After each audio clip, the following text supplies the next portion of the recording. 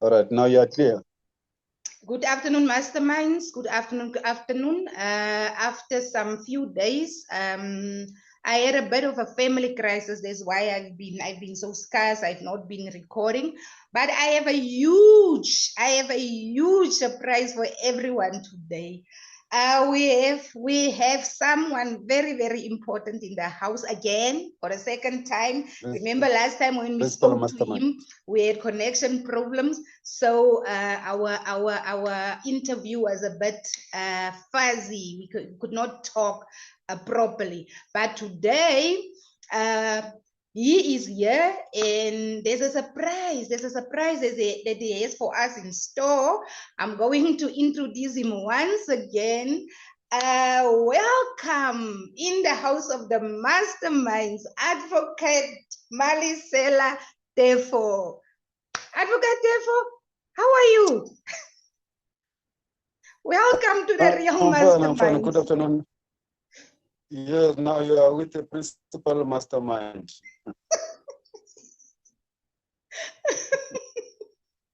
I remember you said that time, and yes, you are right. You are the principal mastermind. I'm just below you. Advocate Tefo. Yeah, they must know that. Yes. Yes, I invited you here today because we spoke earlier, and there's something that you told me that I really wanted our masterminds to hear out of the horse's mouth, because I don't do speculations, I don't do allegations, I don't do gossip. If there's something to be said, I bring the horse here so that it can come straight from my horse's mouth. Can you please tell our masterminds, what is it that you told me earlier today? Yeah, no, thank you, mastermind. Let me say, just give you respect. I respect. Let me not call you mastermind. Mastermind is the name of the channel, but now it's us now talking, the real people. Yes, yes. On the, can you just, sorry for interruption, your audio is a bit low. Can you just come forward so that we can just hear you clearly, because I cannot hear you clearly. Yes, like that. Yeah. How am I now? Yes, yes. Am I clear now? You are clearer. Right. Yes. Yeah, on the 5th of May 2025, that it will be the comeback of the principal mastermind in the Senzo Meyiwa case, whereby the issue of accused number 1, who does not have a representation or representative, will surface. The court will be expecting Advocate Nisi to finally make a decision as to whether he's going to represent also accused number 1. As we know that he's currently representing accused number 3 as representing Prince. So, based on this situation, you'll bear in mind that these people are representing my clients. These people are not my former clients, because I have been terminated mandate for accused number 1 to 4. I have pulled out of the case on the 12th of July 2022 because of the harassment that I was experiencing from the court, from Justice Maomela and the likes. So, for the better and in the best interest of my clients, I have to withdraw myself from the matter for which I was on the case number Phosphorus Cars 636 of 2014. And then I make also even the announcement that I'm now retreating to go back and pay full attention as the watching brief of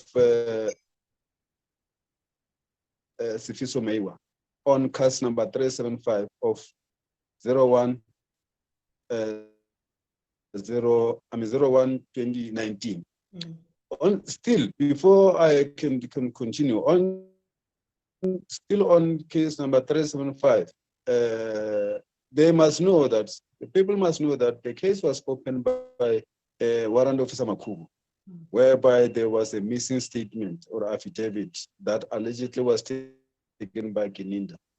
I just wanted your viewers, Pet, to know that, because they don't know much. I want them to know that, because this is a loss to us, to the Maiwa, and it's injustice to the Maiwa as well.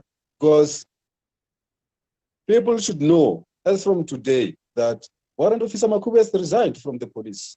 See, this was never announced. Has resigned because of the pressure that he was getting, of the threats by Gininda, Baloyi, and others. And as we know that Warrant Officer Makubu is from the Hawks. So the head of the Hawks, DPCI, General Levia, failed to protect Makubu until Makubu felt that pressure and resigned. And once Makubu has resigned, it's a loss on the side of the Maiwa family, because of 375, that's his creation, that's his case. So we don't know how are we going to deal with this situation when the time of the 375 has to be dealt with. But being that as it may, I was just making announcement to the viewers that they must know that, your viewers, that Warrant Officer Makubu has resigned. And furthermore, they should know that it was Warrant Officer Makubu and Lieutenant Colonel Buthelezi who brought me in this case of the Maiwas. Now, for the first time, they will know that I was brought in this case by Warrant Officer Makubu, and after Sifiso was advised that, because it seems as if there is an impasse in this case to be finalized, or for the Maiwa to get the justice.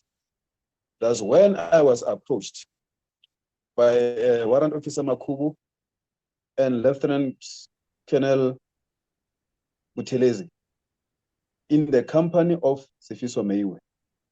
That's when I came in there. So now, in relation to what we are here for today, as a result of that, I've never been lost from this case, Pet. So having seen that, the 5 guys, I'll mention 5 guys because I'll also include Ntuli. These guys, these innocent guys who are now suffering, because since well after the death of Dlagatla. Dlagatla is a family name of Mgomezulu, Pet. Yeah, they are Dlagatlas. They are the Swati by nature. So, accused number 1, Muzi, left stranded without a representative after the passing on of Joshua Mgomezu. I've been watching this because since I left the case on the 12th of July, 2022, I was busy with my own life now. Because the people should know, Pet, that I'm the specialist of the labor. I'm specializing in labor. I even have in the judgment of the Constitutional Court of the labor matter, whereby I've made sure that certain superintendent of Mankweng Hospital in Limpopo, I've won his case. It was Mr. G.J. Baloyi. Unfortunately, has passed on, and may his soul rest in peace. So all along, the people started to know me on this case of Maiwa. The criminal matters is not my game. I am selective in criminal matters. See, so the case of Senzo Maiwa is one of those cases that I was happy I can accept the mandate on that.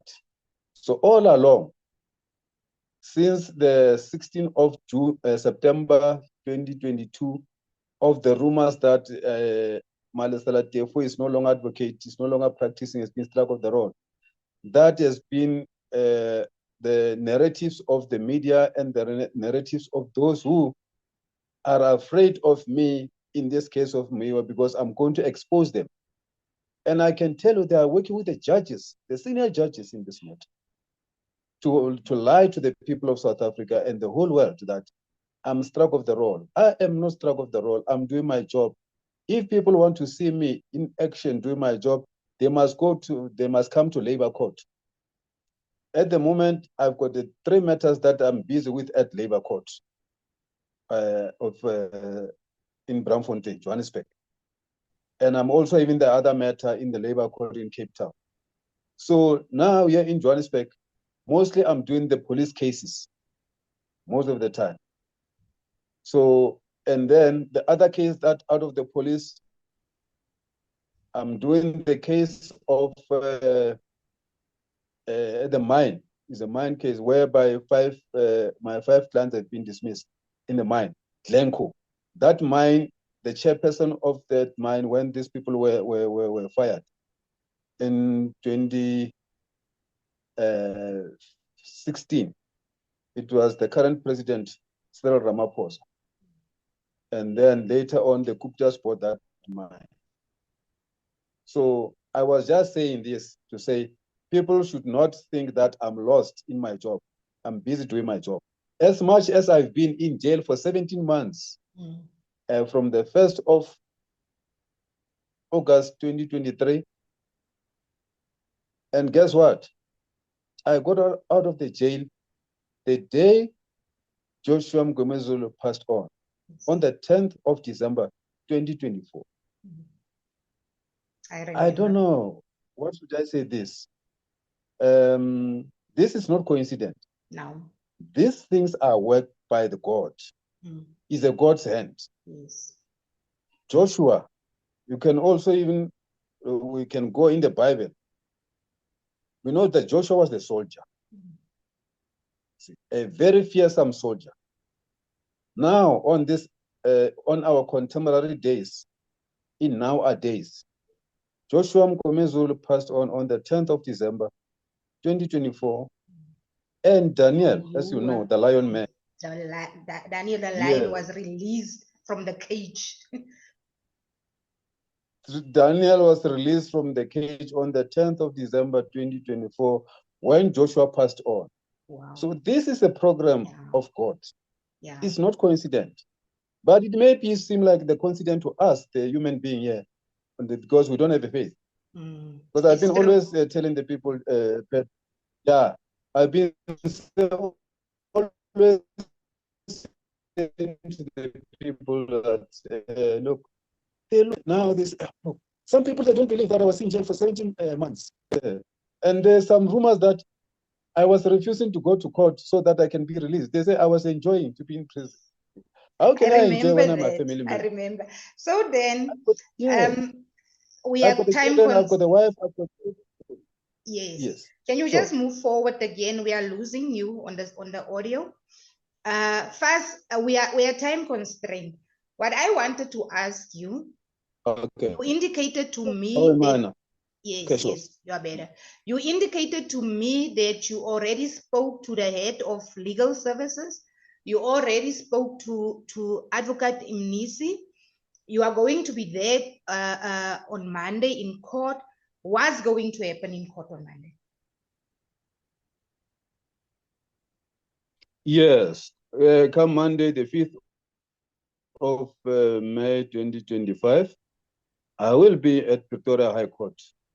I'm going to be on record for accused number 1. I am having the instructing attorney in this matter. Okay. However, I will not mention or disclose the name of the instructing attorney of the company, the law firm. For obvious reasons.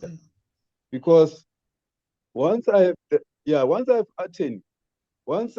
attorney become known, I'm now being harassed by the legal practice council, the police, the NPA.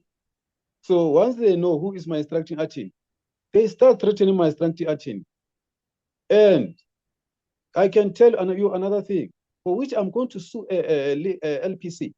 They are writing on their weekly letters or monthly letters. I don't even know whether should I call it weekly or monthly, because I'm not even in interest in reading the any news from LPC, because this LPC is a scam of the government. It has been established to harass the good, independent African lawyers while they are protecting the Indians and the white lawyers. Now they are harassing us, especially we, the human rights lawyers. Now they are starting to harass my 3 senior counsels.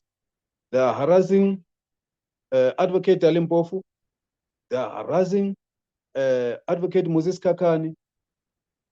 And they want to harass also senior counsel Tembeka Ngukaitobi. But they are so afraid of him. They don't know how to get on that side of him. But anyway, I'm happy that Dali Mpofu is waiting for them. He's not even afraid of them. So, and they must further know that now I'll be member of the Babasa. I'm going to join the Bar Association of Dali Mpofu, Muzi, Skakani, and Tembeka, because I've been sold by NBCSA. NBCSA is a National Bar Council of South Africa, formed by the Indians. The head office is in Umhlanga, in Natal. They sold me out. So I'm no longer a member of them. Yes, now on the 5th, I will be in court, Pet, to represent accused number 1, Muzi. And then there has been discussion with the family, and my representation, it will be based on the pro bono. I don't need to be paid by the money of legal aid. I don't need a legal aid money, because once this legal aid is paying the lawyers, is paying the lawyers to sell the clients, to sell the accused. You see, legal aid is not independent, it's the government. How can the person who is representing,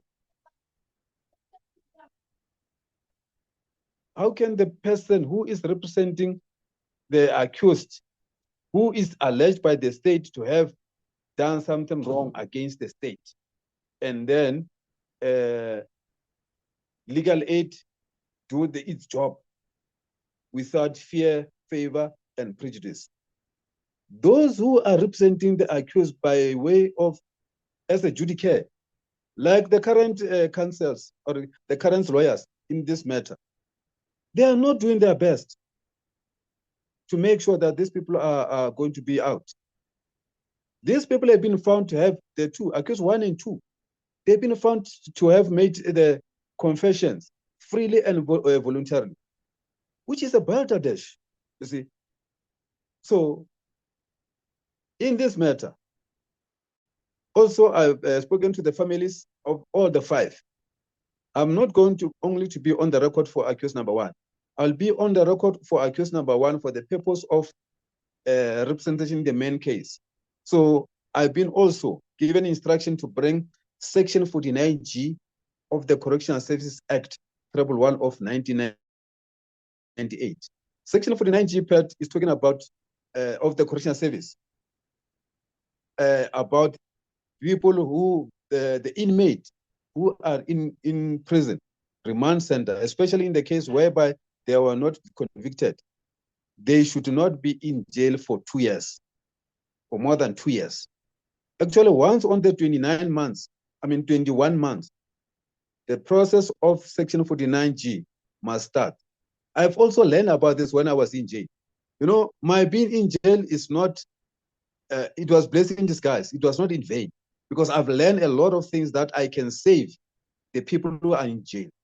Because furthermore, I've seen the horrible, because I spent 9 months in Hoshimampuru before I got the bail. I've seen the horrible things happening there. After I got bail on the 9th month, when I was supposed to, I pay 1,000, I was supposed to go home. They said, no, I've got the case in Johannesburg. I was now taken to Sun City, where I spent 8 months. So all in all is 17 months, you see. So now, on the Monday, what must happen is that I'll be on record for accused number 1, because Advocate Munisi cannot continue with accused number 1. Why? Is because of the conflict of interest. Let me remind you, Auspet and the viewers, that accused number 1 is allegedly made confession. And that confession implicates accused number 3, 4, and 5. So now Munisi representing accused number 3. He cannot come again and represent accused number 1. That will be a conflict of interest. Not in only just conflict of interest, but it's beyond that, because it will be unethical of Munisi as an advocate to allow himself to be conflicted. Because I can tell you, the situation in which the judge wants to set Munisi on is a trap. Is a trap. There is no way that judge can force Munisi to represent accused number 1 for the purpose of saying, no, I want to find them guilty, and then it will be said the justice was dispensed because everyone was represented. No. In the case of the accused number 1 need a totally new, an outsider, not any one of those who are there. You see, he needs a totally new lawyer to give instruction. You see, so hence when I speak to Munisi seemingly was a bit of oblivious, was not much aware of that situation. But when I showed him this is a situation, now he became aware. And he said to me, no, Advocate, you know what? I don't want to play the hero in this case. You see, if you have got an answer, if you've got an answer in this situation, come in. And I wish if you can be in court on Monday, when I will be giving the court my decision, what am I thinking about? Because to be honest, Advocate, for myself, I feel so exhausted about this situation. He said, I feel like just quitting. Wow. And he said, it's not only me. All of us, we feel like that because we are trapped in this case. We are no longer going to do anything. We must only wait for this case to come to an end. But while this case has been delayed, you see? So what he showed me that is that, yes, even that one, I agree with him because it was even said by the judge himself to say, all these people here must be here until this case has been finalized. No one is going to take any other instruction outside this case, which is unfair for this. Unfair. These people are working. In terms of our constitution, this is unfair. The judge is really, he is driving this case. He is forcing this case because the only reason is he wants to convict these accused persons. And it's not, according to me, I can tell you that it's not about time. So many time has already been wasted because we know that the police are still investigating. We were told that Baloyi sent new evidence to Munisi while he was still preparing himself for accused number 1. And then Baloyi sent new evidence to him. I'm looking at the Jocelyn Smith case. That case is finalized. We're just awaiting judgment. 4 months max. Case is finalized. The judge didn't waste time, but the judge was so fair. Okay. We could see everything. We were shown everything in that court. That's the first time that we see how a court case is supposed to be run. That was the first. I mean, he was never disrespectful to anyone in that court. He was fair to everyone. Now then, another thing before we digress, there's another YouTuber who likes to use this word, one of my fellow YouTubers who like it at Mzansi Unfiltered. She liked to use this word digress. Let's not digress. You spoke to the head of LPC. What was his response to you when you informed him that you are taking over from Nisi on Monday? What was his response to you?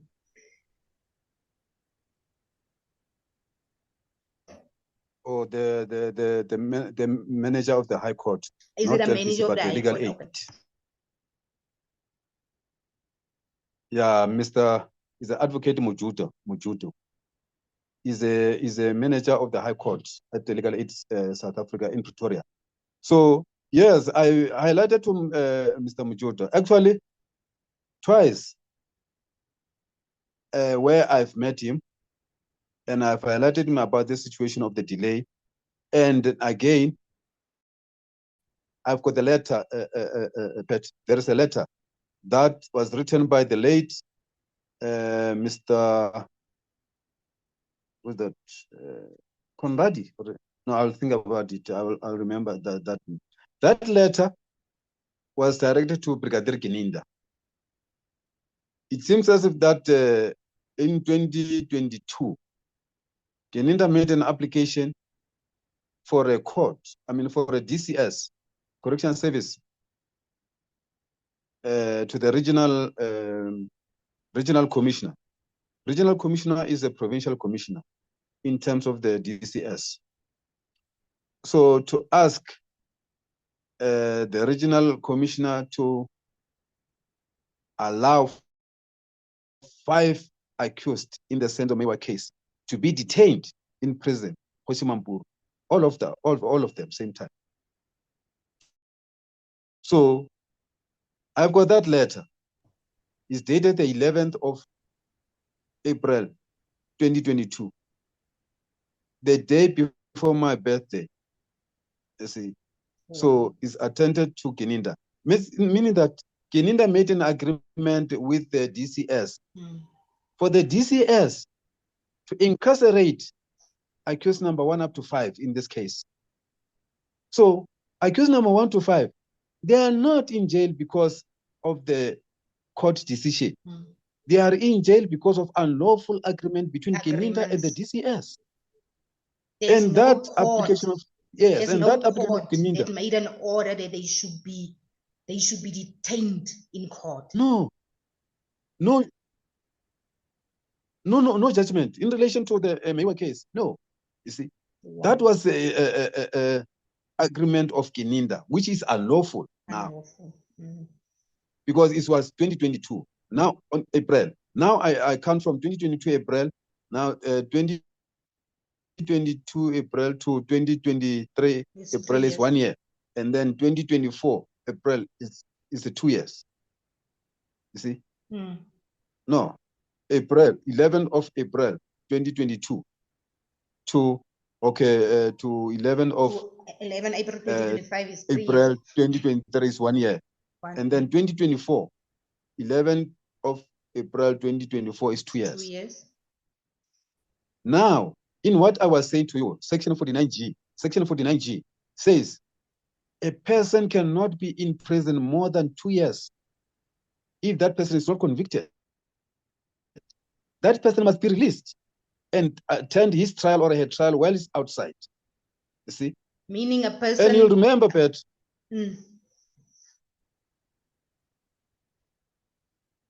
Okay, then you can proceed. Yes.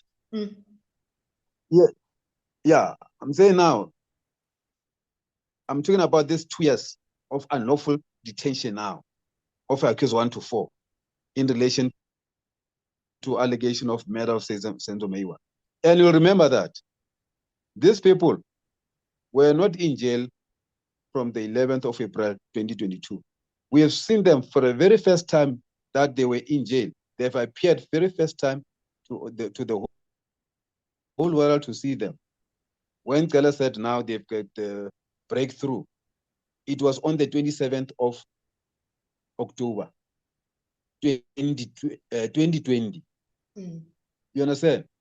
So now from us publicly, we know these people were in jail. They've been arrested from as they appeared for the very first time on the 27th of October 2020.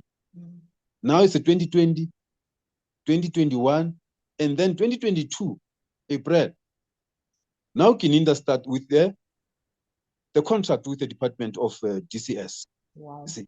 So actually, by the time when this agreement was signed, the people were already in jail went past for 2 years. The limitation of Section 49G. Yes. Yeah, they were 3 years now. When Geninda signed this. You'll remember that on the April 2022, that's when the case started actually. Yes. Now then, yes. So now the reason. Yes. Okay, I wanted to say before we. I wanted to say what is happening what will happen about Advocate Mnisi? What they want to do with him in relation to him to be forced to represent accused number one, this is a career-breaking move. Yeah. They want to break the career of Mr. Mnisi.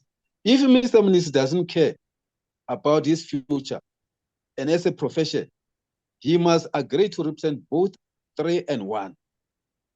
And even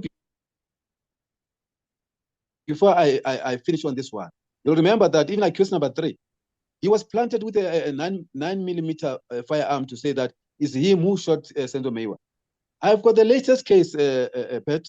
Let the people know that I've got the case Garsfontein, CAS 291 of 1st 2025 that I opened against Advocate George Baloyi of the negligent handling of the firearm, namely .38 revolver, special revolver gun.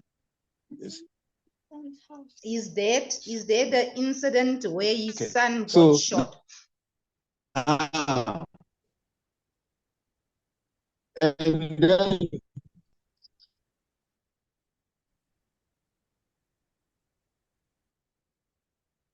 Masterminds, it seems son, like, yeah, who was 10 years by then.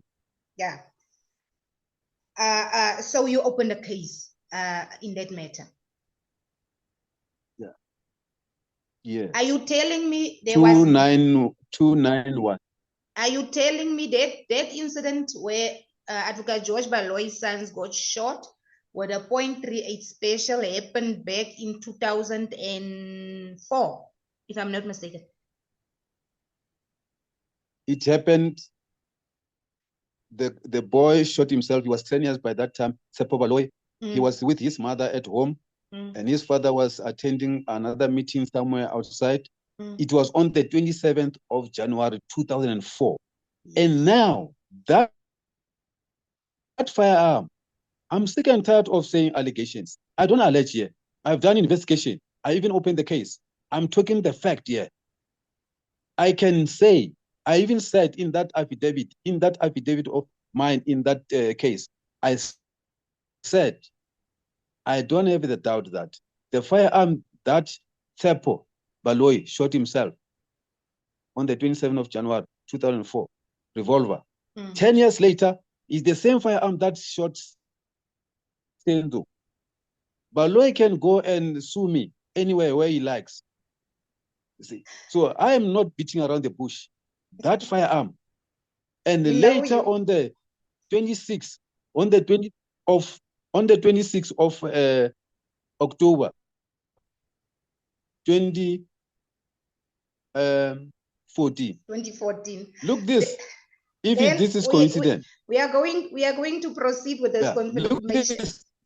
Look this. If this is coincidence,